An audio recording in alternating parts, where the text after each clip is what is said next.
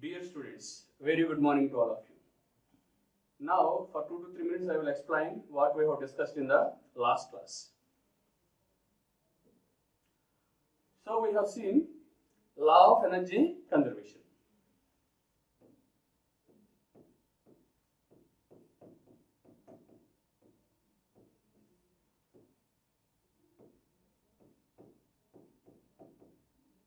So, what is the statement of law of energy conservation? Energy neither be created nor be destroyed, but it can be transformed from one form to the another form. The exact meaning of this statement will be the total amount of energy in the universe is constant.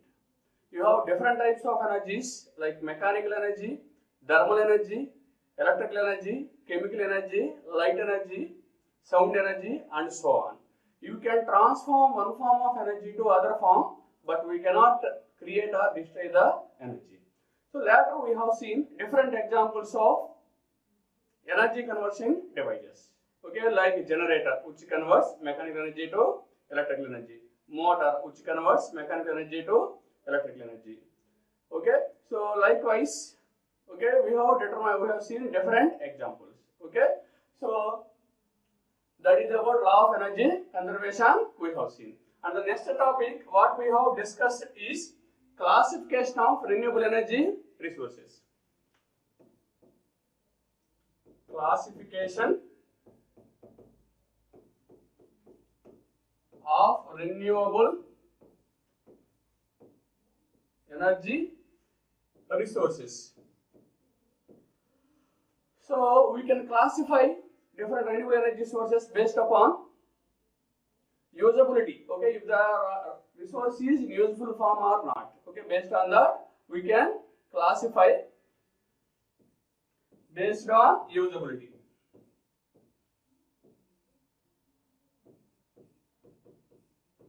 So based on usability of the resource, we can classify renewable energy resources as primary resources,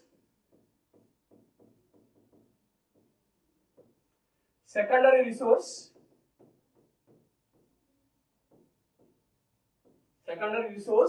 and third one will be intermediate resource.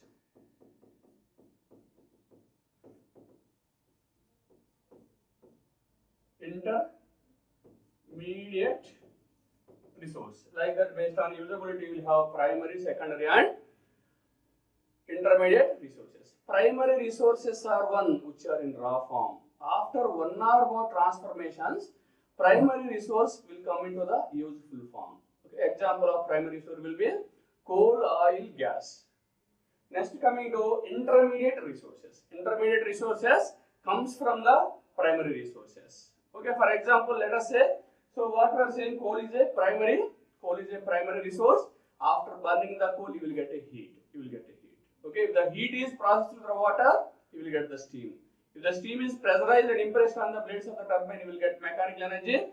Finally, you will get the useful energy, electrical energy. If you process this mechanical energy to, okay, generator, you will get the electrical energy. Likewise, okay, so let us consider if coal is the raw material, electrical energy is the required material or useful material, the different transformations in between will be heat energy, steam energy, and mechanical energy. All this heat, steam, and mechanical energy you can call as a intermediate energy. Finally, secondary resource. Secondary resources are one which are directly useful form. Directly you can transfer it to the consumers and they can utilize. Okay, which will be called as secondary resources. Next, based on traditional use. Based on traditional use.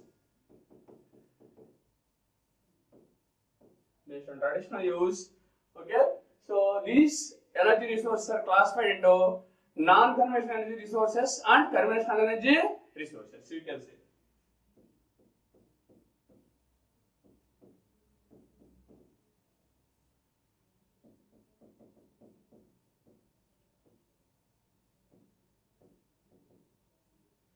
So coming to conventional energy resources, all the resources which are used to generate electrical energy before 1973 oil crisis. You can say all that resources are conventional resources, whereas non-conventional energy resources, all the resources which are newly introduced after 1973 oil crisis, you can say as non-conventional energy resources. The example for conventional energy resources will be coal, oil, gas, and the examples for non-conventional energy resources will be okay solar energy, hydel energy, wind energy, tidal energy.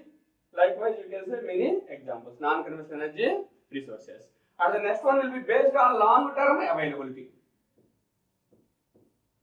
Based on long-term availability.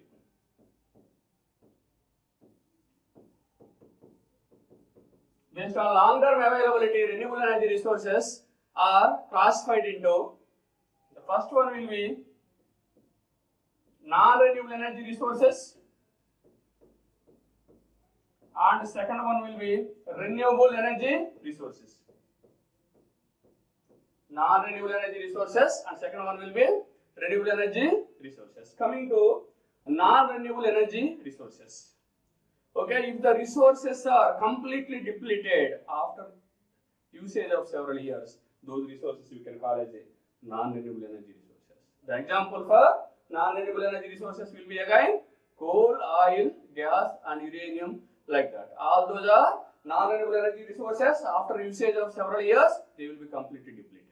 So, whereas coming to renewable energy resources, okay, renewable energy resources are one which are continuously replenished in nature. Okay, even if you use for several years, they will be available.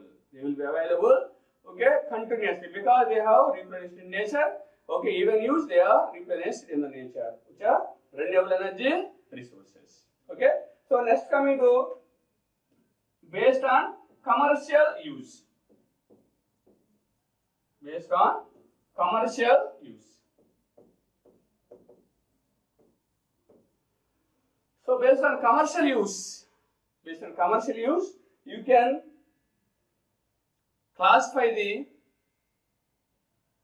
renewable energy resources as commercial resources and non-commercial resources. You can say commercial resources, and second one will be non-commercial resources. Commercial resources, and second one will be non-commercial resources. Two types based upon the commercial use. Okay. So some resources such as electricity, petrol, gas, all these resources will be used in a large scale. Okay. Sometimes these resources will affect the economy of country also. Okay. The resources sometimes which can affect the economy of country also. That resources you can call as a commercial resources. Just coming to non-commercial resources. Okay, the resources which are used in a small scale for household appliances. For example, wood.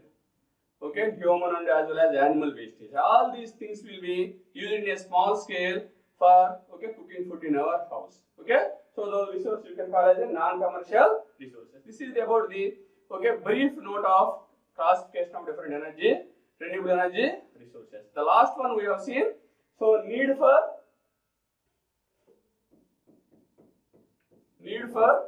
renewable energy resources.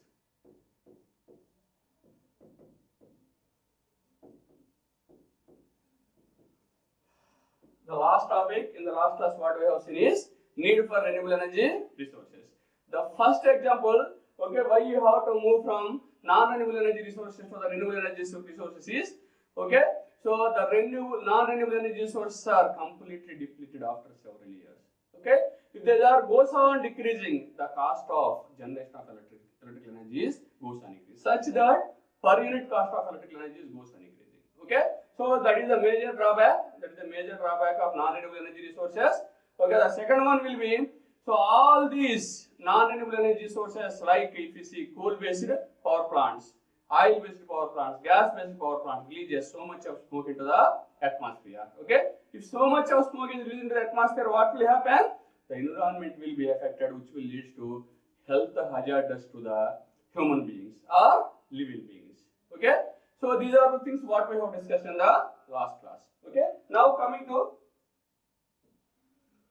today's topic, principle of solar radiation. Okay, sun radiates energy uniformly in all the directions as electromagnetic waves. Okay, uniformly as an electromagnetic waves you can observe. Okay, the sun radiates energy uniform in all the directions as an electromagnetic waves. You can observe here. You can observe here in the figure also. Okay. Next, coming to sun provides energy needed to sustain. Okay, energy needed to sustain. So life on the earth.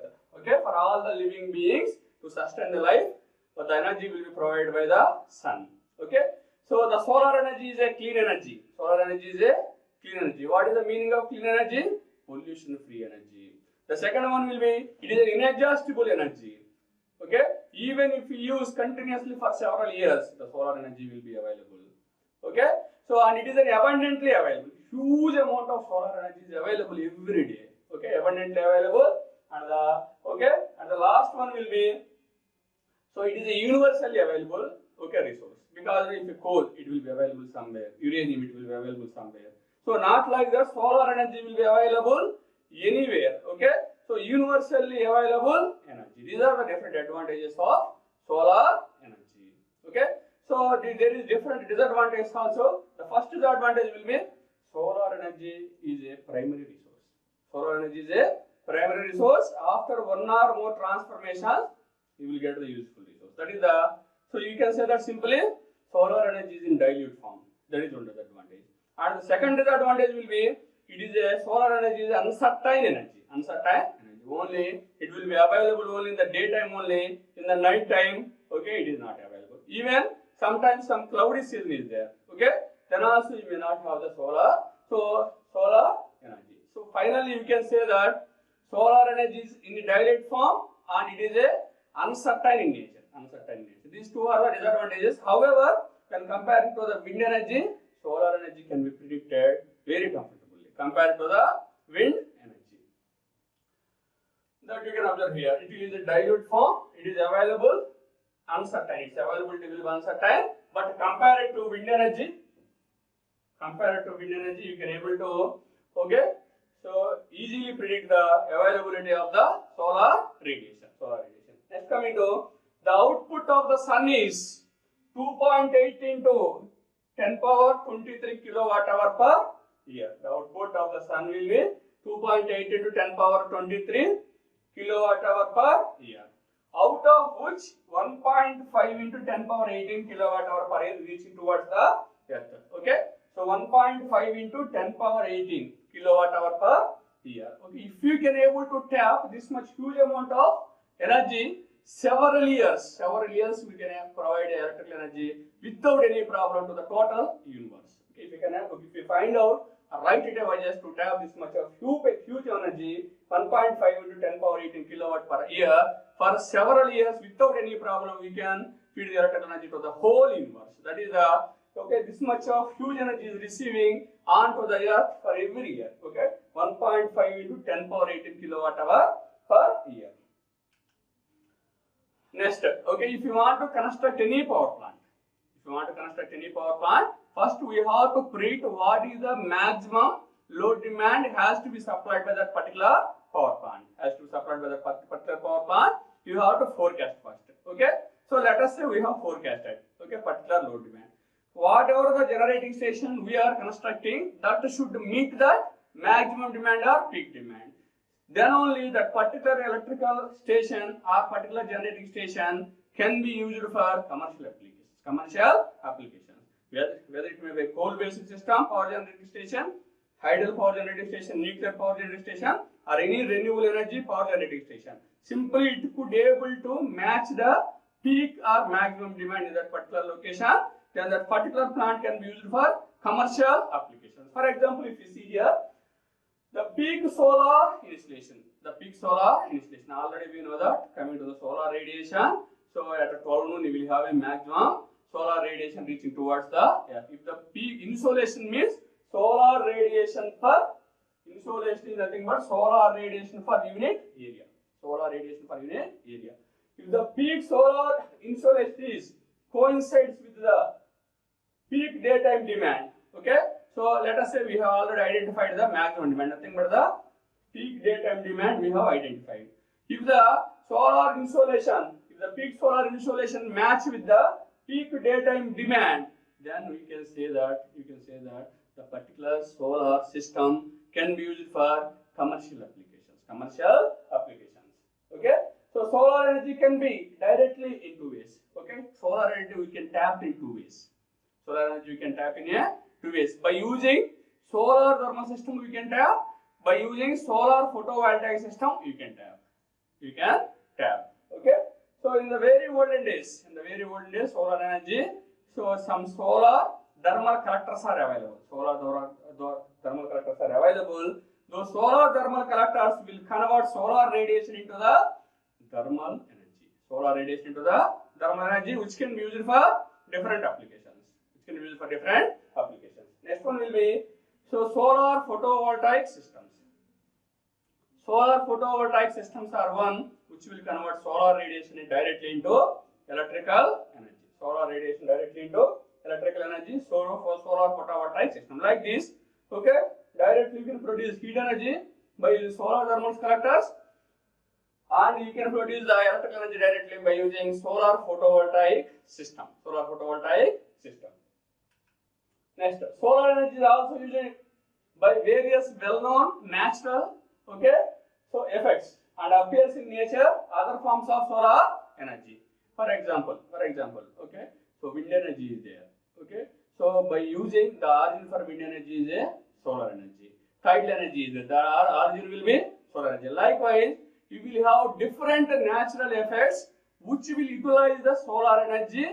Okay, so that they are called other forms of solar energy or indirect forms of solar energy. Okay, so the different examples. Okay, so the other forms of solar energy will be wind energy, biomass energy, tidal energy, ocean wave energy, ocean thermal energy, fossil fuels and other organic chemicals, and hydro energy. These are all the different forms of solar energy. So solar, sun is called as a mother of all types of energies. You can say that solar energy is called as a mother of all types of energies. Okay. So next coming to in the very earliest days or ancient days. Solar energy can be utilized for just warming the body during the winter. Okay, in the winter season, too much cool will be there. The solar energy is mainly used to warm the body. And also drying of cloths, timber, fodder, salt water, and agricultural products. For drying, heat will be generated in the that heat is used to warm the body, or drying of cloths, timber, fodder, or salt water. By drying of salt water, you will get the salt. And other agricultural products. And other agricultural products it can be useful. So later, for very basic things, olden days, the heat energy produced by the solar radiation will be used for very basic things. Later, a scientist called as Archimedes in 2012 BC set the Roman fleet on fire using a large number of small mirrors. Using a large number of small mirrors. For example, what is meant by Roman fleet? Or simply fleet. Let us say what is the meaning of a fleet. So where all the weapons of war will be placed, you can call it a fleet. There may be some weapons, there may be some aircrafts. If it is a sea, if the war is taking place in the sea, so boats, all the weapons will be in the boats. Now you can observe this figure. Archimedes set different mirrors. So here I have shown only 3 mirrors. Thousands of mirrors he arranged. Solar radiation, when solar radiation fall on the mirror, so all the reflected radiation fall on a central point. In such a way, he arranged all the mirrors, lakhs of mirrors, thousands of mirrors he arranged. Whenever solar radiation fall on it, all the radiation will be reflected back onto the ship. So in the ship, all the war weapons and everything will be there. So whenever the solar radiation strikes the ship, a fire will be the ship was burned. Likewise, Archimedes utilized in the old 2012 BC only utilized so mirrors to fire a ship, or you can say that to fire the Roman fleet. Simply, fleet is nothing but the place where all the weapons, okay, for a war or place you can call as a fleet. Okay, here the weapons are in the war is related to the, okay, sea. So all the weapons are in the ship. Okay, he fired the ship with the help of different mirrors. Okay, so the next, Antony Lavoisier. Antony Lavoisier in the year 1740 to 1794 achieved temperatures up to 1700 degrees centigrade. Okay, by using some magnifying glasses. Temperature obtained will be 1700 degree centigrade. Okay, next, solar steam boilers were developed. Okay, next, solar steam boilers were developed. Okay, in the 19th century to produce steam to run the steam engines. Okay, first what they have done in the 19th century, they have run the steam engines. Okay, when the steam engines are run, you will get a, okay, so steam engines will run, you will get the mechanical energy. That mechanical energy will be given as input to the generator such that you will get the electrical energy. Okay, in the 19th century, steam boilers also invented. Okay, so the last one in the year 1970. A large-scale project was installed in Chile, where 6,000 gallons of fresh water was produced per day in a distillation plant. What is the meaning of distillation plant? Okay, let us say seawater will be taken which was released onto the some distillation collector. On the top of distillation collector, solar collector will be there. Solar thermal collector will be there. The solar thermal collector takes solar radiation and convert that solar radiation into heat energy.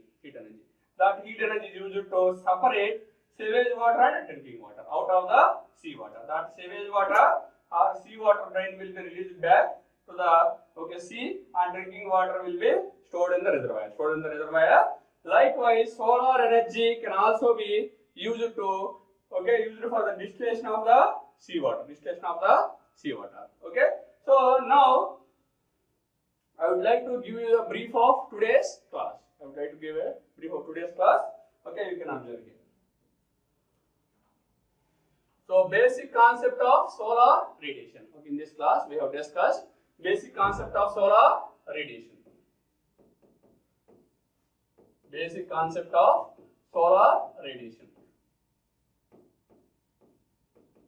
So we have discussed basic concept of solar radiation. Sun releases energy in all the directions uniformly as electromagnetic waves that we have seen.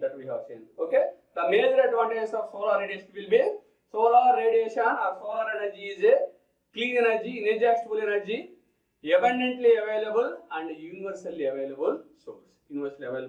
Okay, but the major solar energy will be so it is available in raw form or dilute form, and its availability will be uncertain. But however, the solar energy can be predicted very easily when comparing with the wind energy.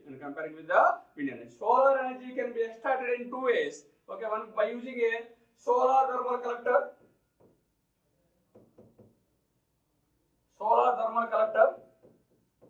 And second one will be solar photovoltaic system.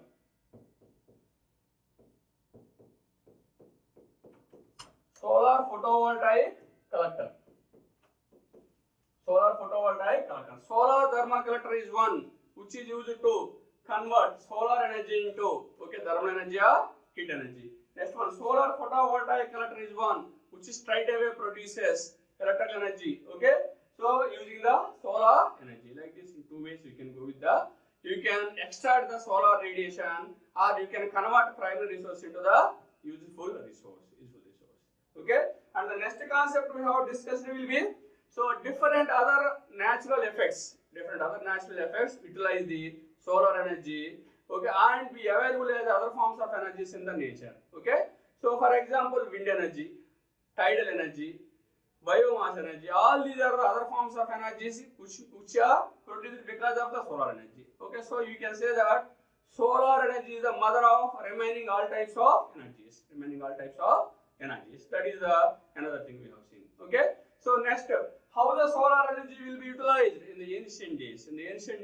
Solar energy is mainly utilized after bathing, drying of our body, drying of timber, drying of clothes, drying of fodder, drying of the salt water to get the salt, drying of different agricultural products that will be useful. Okay, So finally, after that, okay, the 212 BC, Archimedes, okay, fired the Roman fleet using, okay, by setting number of mirrors, okay, he fired the Roman fleet.